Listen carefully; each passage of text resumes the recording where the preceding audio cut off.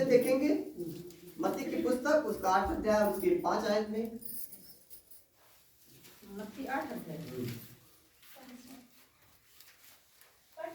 जब वह कफरनहूम में आया तो एक सूबेदार ने उसके पास आकर उससे विनती की, हे प्रभु, मेरा सेवक घर में लकवा रोग से बहुत दुखी पड़ा है।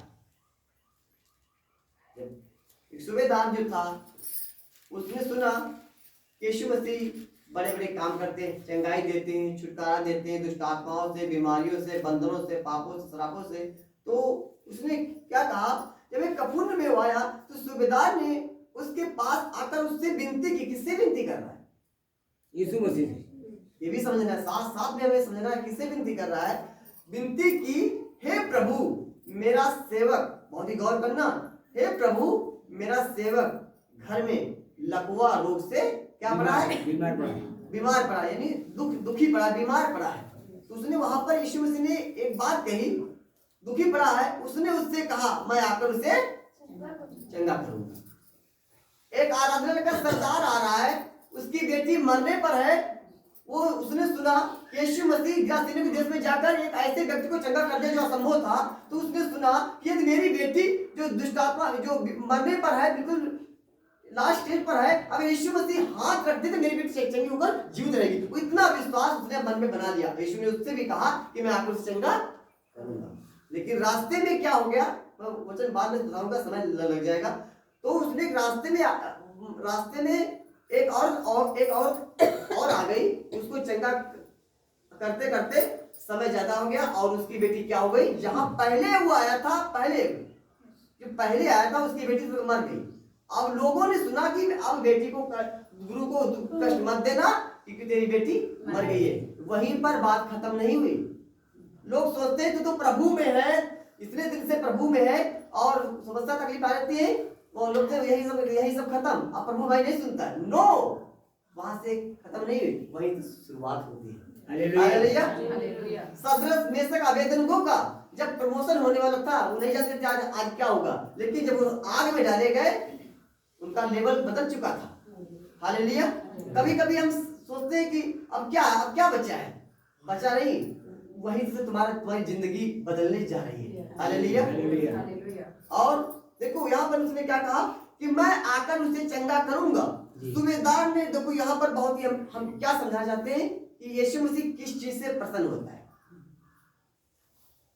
और किस चीज से नहीं प्रसन्न होता है। अगर ये आप जान गए, पूरी बाइबल आप समझ जाओगे। आपको आप चाहे जितने बड़े पढ़े हो या ना पढ़े हो, आपको कुछ नहीं, आप बस एक चीज अगर सीख गए कि यीशु मसीह किस चीज से प्रसन्न होता है। हम कभी कभी प्रार्थना भी खूब लंबी लंबी करते हैं, वचन भी पढ़ते हैं, लेकिन एक चीज से सारी आशीषें हमारी मिस हो जाती है। एक ही चीज है, दूसरी कोई चीज नहीं है।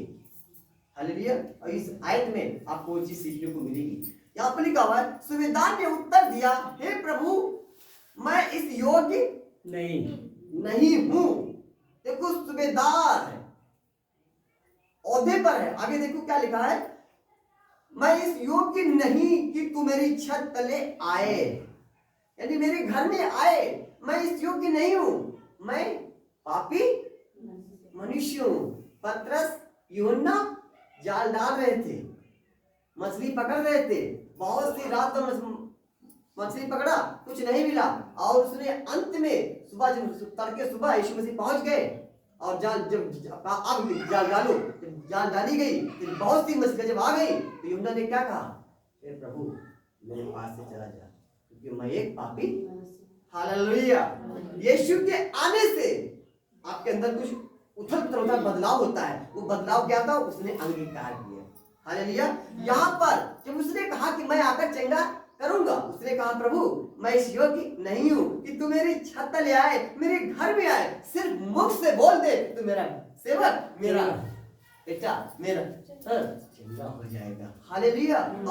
और यहाँ पर लिखी हुई है कि मुंह से कह दे तो मेरा सेवक चंगा हो जाएगा, क्योंकि मैं भी यहाँ पर गौर करना, मैं भी पराधीन मनुष्य हूँ। पराधीन मतलब जानते हो, एक हालेलुया, पराधीन मनुष्य हूँ। शुक्राना बोलना नहीं, पराधीन यानी मैं एक औहदे पर हूँ, मैं एक कोई लेवल पे हूँ, जो मैं किसी को आज्ञा देता हूँ वो हमारी मानता है। अगर कहीं किसी को बोलता हूँ बैठ तो बैठता है, अगर कहते ये जा ये काम कर तो करता है, यहाँ आ तो आता है। लेकिन मैं इस योग्य नहीं हूं कि तू मेरे घर आए। समझे कुछ? यहाँ पर प्रभु क्या चाह रहे हैं? क्या समझ में आया आप लोगों को? यहाँ पर प्रभु क्या चाह रहे हैं? यहाँ पर क्या दिखाया जा रहा है? विश्वास। यहाँ पर एक दीनता, यहाँ पर दीनता दिखाई जा रही है। एक दीन बना, एक पराधीन मनुष्य है, ऑर्डर देता है। यहाँ तक जिसे मानिए में प्रधानमंत्री है वो भी घुटने टेक दे किसी के आगे, तो आप सोचोगे ये क्या हो गया? पराधीन मनुष्य। यीशु मसीह दुनिया का राजा, चेलों के पैर धो रहा है। दुनिया को बनाने वाला, कायनात को बनाने वाला, जिसकी जरा से जरा कल्पना कीजिए, जिसके बोलने से आकाश बना, जिसके बोलने से पृथ्वी बनी, जिसके बोलने से हर एक चीज जो आप यूज कर देख रहे हो उस बोलने से बनी है। वो इतना दिन बना, पैरों तक गया। आज लोग हाथ तक जाते हैं। अब इतना वो स्टैंडर्ड लेवल हो गया, पैर यहाँ तक छूते हैं। अब वो चल गया यहाँ तक, बस हालेलुया। अब यहाँ भी बंद हो गया, हाथों तक। इंसान हाथों तक गया, खुदा का बेटा पैरों तक गया। क्या से यहाँ पर मतलब दिनों पर, हालेलुया।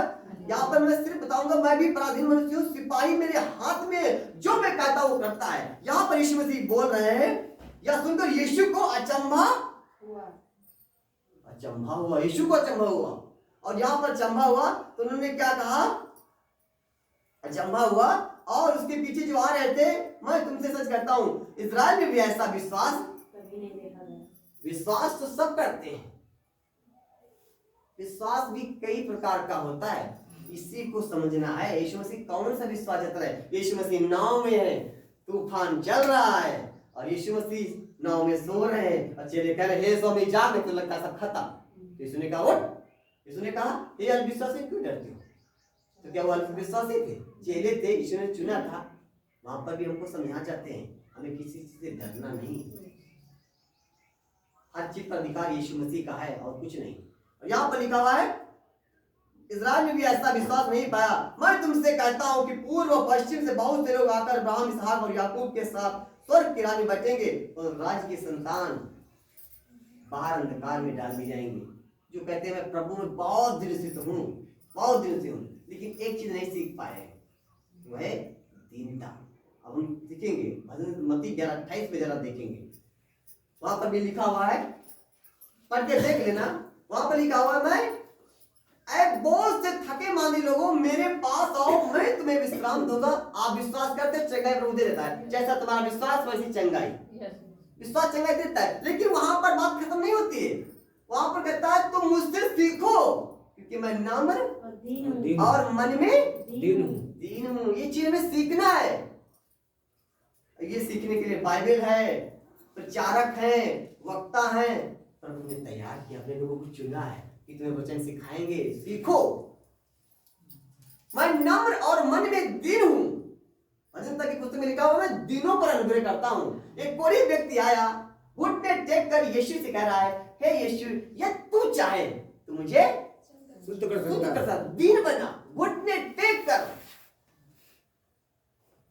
एक अंधा भिखारी उसने कहा हे दाऊद की संतान,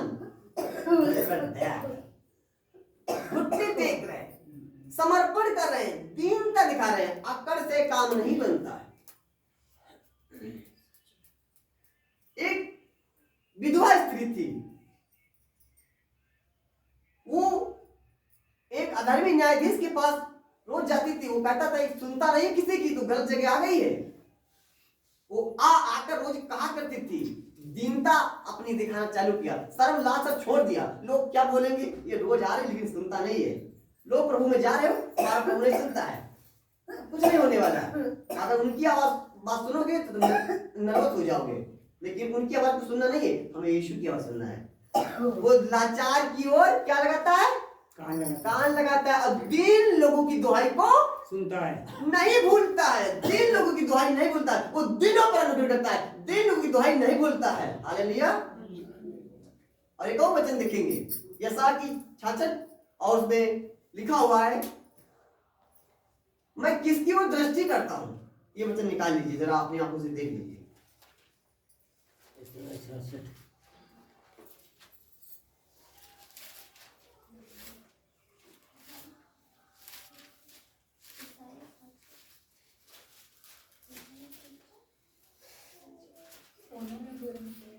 यशा 66 कितना? 2। यहोवा की यह वाणी है, ये सब वस्तुएं मेरी ही हाथ की बनाई हुई हैं, इसलिए ये सब मेरी ही हैं। पर मैं उसी की ओर दृष्टि करूंगा जो दीन और खेदित मन का हो और मेरा वचन सुनकर थरथराता हो। हालेलुया। यहाँ पर परमेश्वर यहोवा कह रहे हैं, पहली आयत से बताएंगे, यहोवा यूं कहता है, आकाश मेरा सिंहासन, पृथ्वी मेरे पांव की चौकी, चरणों की चौकी। तुम मेरे लिए कैसा भवन बनाओगे? परमेश्वर कितना महान, कितना बड़ा। कहता स्वर्ग मेरा सिंहासन, पृथ्वी मेरे पैरों की चौकी। मैं पैर देता हूं, जैसे ये कुर्सी है, ये है सिंहासन, ये पैर है, ये पृथ्वी है। तो इतना बड़ा परमेश्वर की स्वर्ग में बैठा है, पैर उसके पृथ्वी पर है, चौकी है। और यहाँ पर लिखा है, तुम मेरे लिए कैसा भवन बनाओ? क्या एक भाई इतने बड़े कमरे में परमेश्वर को तुम बैठा लोगे? उसको लाल पीला कर सकती हो? तलवारें, त्रिशूल, गदा, ये सब उसको लगा सकते हो?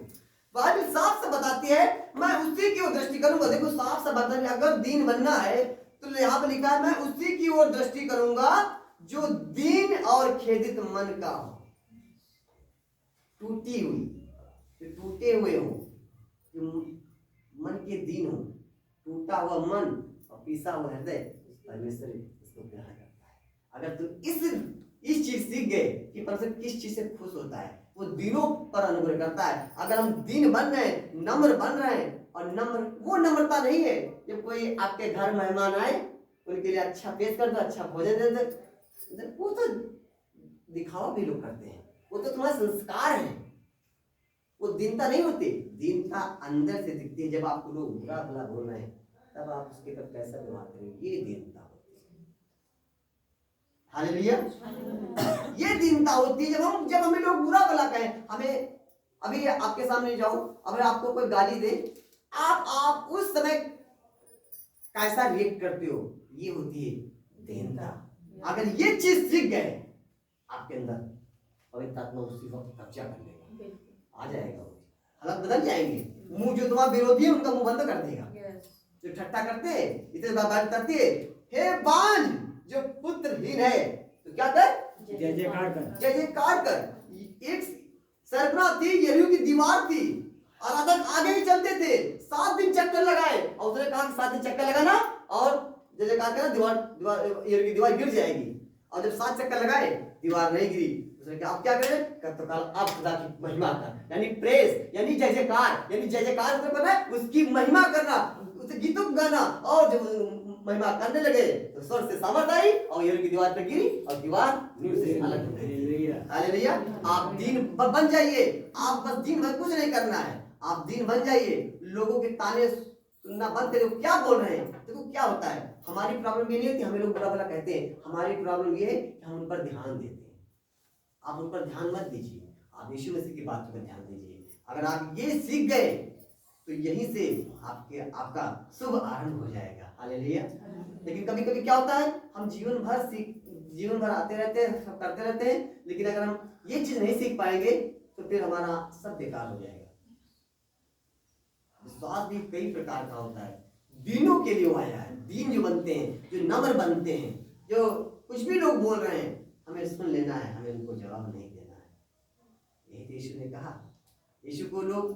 यीशु का जब मजाक उड़ाने लगे, यीशु से क्रूस पर थे, उसने कहा इसने औरों को बचाया, अपने आप को नहीं बचा सका। कपड़े फाड़ के चिट्ठी डाली। बताओ कितना दीन रहा। लेकिन तुमको कहता है इतना नहीं कर दूंगा, इतना नहीं करने दूंगा। सीमा से ज्यादा किसी की परीक्षा नहीं हो, वो नहीं करने देगा। उसके पहले वो कहता मैं निकास भी मैं हूँ, द्वार मैं हूँ, दरवाजा मैं हूँ, सब कुछ मैं ही हूँ, बनाने वाला, सजाने वाला, सब कुछ मैं ही हूँ। तो वो क्या चाहता है आपके जीवन से, कि तुम्हारा जीवन जो है मुझे भाए, ऐसा कुछ करो। दीन बन जाइए।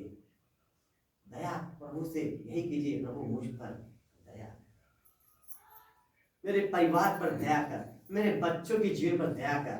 ये दीनता होती है। डेली प्रार्थना, शायद ने कहा कि हमारी थैली में छेद है, तो यही छेद अगर हम दीन नहीं बनेंगे और प्रार्थना करते हैं, वचन भी पढ़ रहे हैं, सब कुछ कर रहे हैं, लेकिन ये चीज नहीं सीख पा रहे, हम शरीर में बहुत जल्दी आ जाते हैं, शरीर के अनुसार।